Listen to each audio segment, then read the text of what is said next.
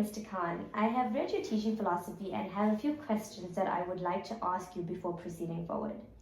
Briefly summarize your mathematics teaching philosophy. Okay. I believe that the biggest problem in the mathematics classroom is that learners are discouraged and not motivated, especially when they receive marks that are considered inadequate or failing marks. And this causes a great problem because once learners become demotivated or discouraged, then they see maths as a difficult subject and cannot improve. So my teaching philosophy is to teach learners that failure is not necessarily a bad thing and that failure can be used as a stepping stone for improvement and to reach success. Okay, in a few sentences, what would you like to achieve in your mathematics classroom? Okay, the first thing that I would like to achieve in my mathematics classroom is to help learners improve in their metacognition, which is basically how learners learn. And I feel like as a teacher, one of the main jobs is teaching learners how to learn. And in mathematics, when taught from young, learning how to learn in a mathematics classroom is very important. Another thing I'd like to achieve is I'd like all of my learners to improve after being with me for a year.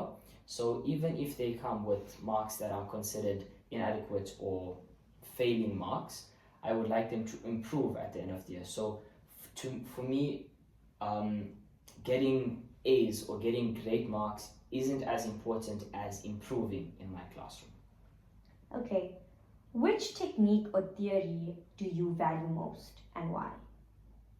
Okay, I value the theory proposed by Barbara Oakley, which is having a growth mindset.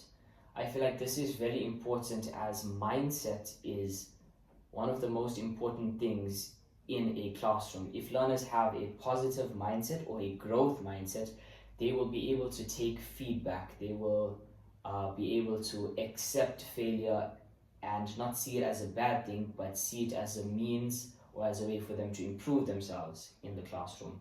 So I feel like this theory, having a growth mindset, will really equip learners with the skills needed to advance in the mathematics classroom.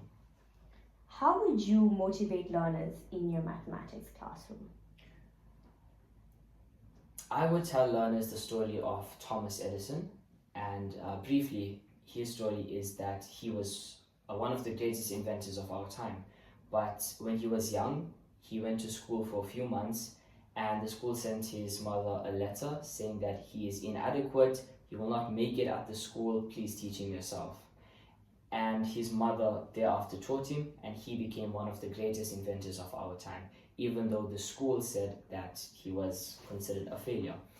And after his mother passed away, he found the letter addressed by the school, and the letter said that he was a failure and he was not ready, he was not prepared for school, the school couldn't teach him. But later he wrote that his mother told him that the school was not big enough, the school was not qualified enough to teach him, and you have to teach him yourself. So it just shows the importance of perspective and having a positive mindset.